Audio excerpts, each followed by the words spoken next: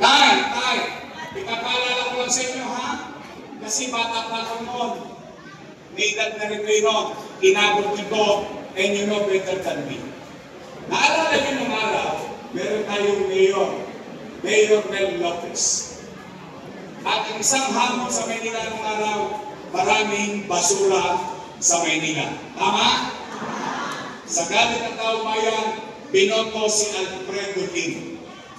1992. High school ako noon. Tondo High School. Nabuo ang unit. 6 na taon ni Mayor Lim na resolba ang pagkolekta ng basura sa eskinita, sa kalsada, sa Road 1, Road 2, Road 3, Road 3, and so on and so forth sa buong Maynila. Natapos si Mayor Lim, 6 years.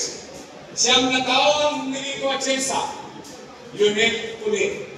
Masaya ang taon mo. Nakukolekta ng tamang oras, pati looban nakukolekta ang basura. Natapos si Rico Atienza 9 years, balik si Lim na 6 years. Tuloy pa rin ang unit. Panatag ang hakot ng basura. Natapos si Mayor Lim Nera, 1 taon na nagtili ang unit. Pinalitang Nera. Ano nangyari sa atin? Exactly. Sumabog na naman ang basura. Nanalo ako dahil sa inyo. Ipinalit ko ang unit. Tumino ang koleksyon ulit ng basura. Tama ba rin? Itinuloy itong ate ko. Then all of a sudden, changing in December 31 of 2024. Come January, anong sumalunod sa atin? So that is my very point from the beginning. Why change things that are effective already? Bakit kailangan baguhin? Tapos, pagka may mali, ang sisi sa akin, sabutahin ito, sabutahin ito. Bakit? Mayroon ba ako?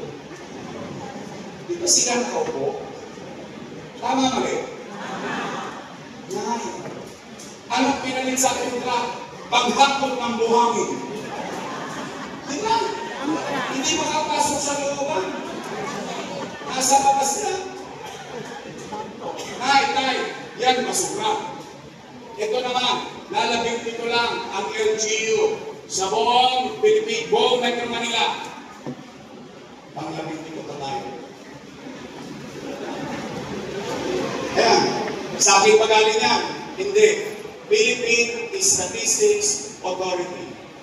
17 out of 70 nasa Pundilin. Nasa Laylayan. Tinalo pa tayo sa paglago ng munisipyo ng Pateros. Pateros is not a city. It is a municipality. At tinda, balot, pedo, yatitlog. Tayo yung kapitolyo ng bansa. Number 17 out of 17. Kung dyan, kulela tayo sa sumunod, number 1 tayo. Sa krimen.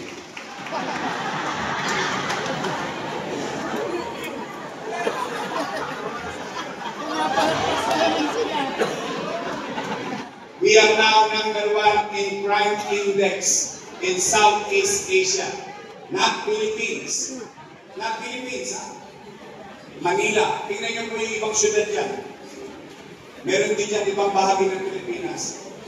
Anong ibig sabihin ng mga numero ito? Hindi mo alam kung nararamdaman ninyo. Bumalik na naman ang holdapan, snatching, droga, patayan, solvent boy, nagkalat na naman sa Maynila, lalo-lalo na sa Aurora Boulevard. Nawala na yan eh. Nawala na yan. Okay. Alalahanin natin sa clip. Naalala niyo ba nung panahon ko, nung ginawa ninyo kung kayo, di ba nagkaroon ng gobyerno sa umaga, sa tanghali, sa hapon, sa gabi, hanggang madaling araw may gobyerno sa lungsod ng Maynila? Naalala niyo ba nung panahon ko, ang gobyerno ay mabilis kumilos? Nay, gusto niyo bang ibalik yung ganong uri ng gobyerno? Nay, can help me make Manila great again. Pangapat at panghuli, para uwi na.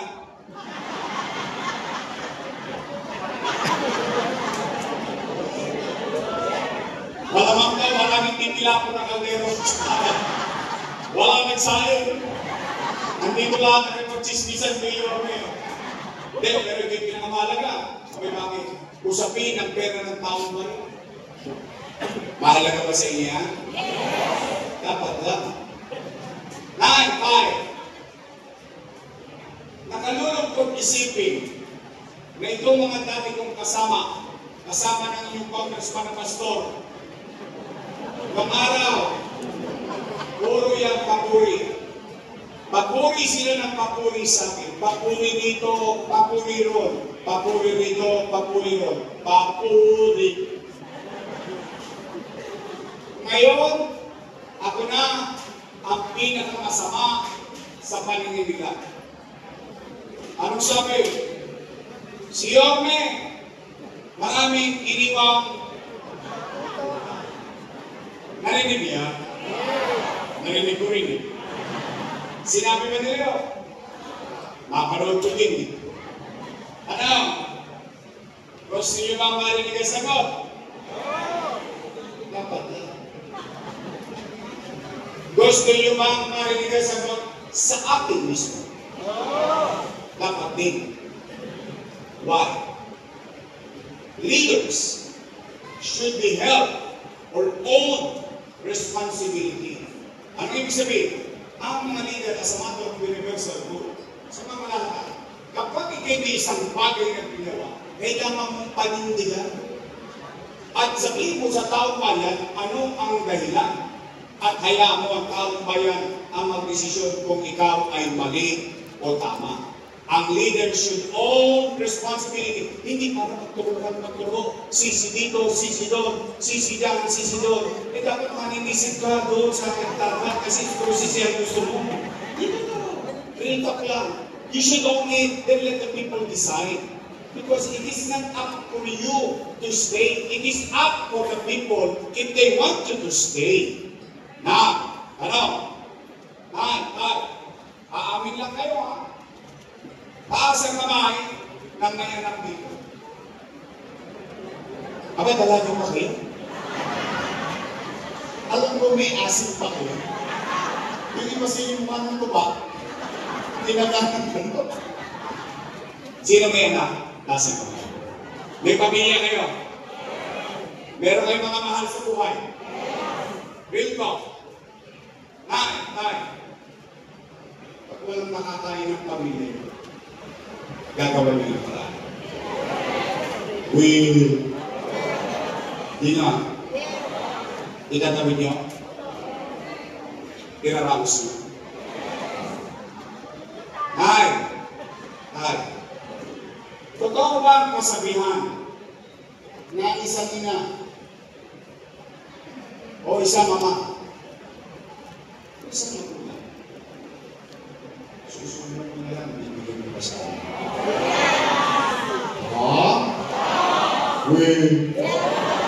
Talaga? Iraraos nyo? Itatawid nyo? Yung ginagawa ko bilang ama ng 2 milyong Manileño noong panahon ng pandemya.